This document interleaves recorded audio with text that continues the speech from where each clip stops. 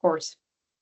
And then we can go to firmware management, from where we have an overview of all the devices. We are actually upgrading this part as well. We are changing all the tables, so they're going to look nicer.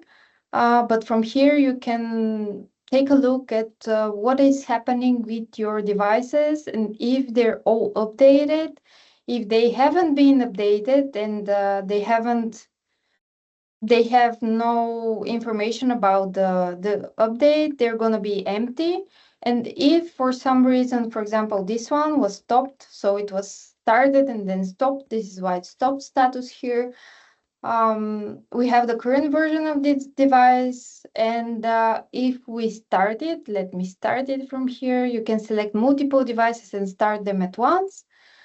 You can just click here and then select the version you want to update your device to, and then you have the option to update in fast mode or in a normal state.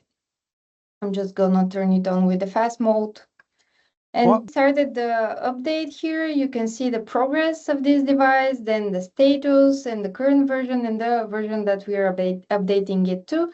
This device was already updated. This is why the current version is the same as the one that it's updating to.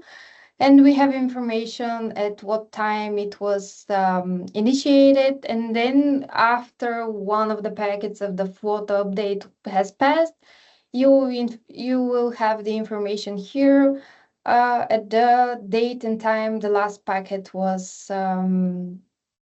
completed by the device.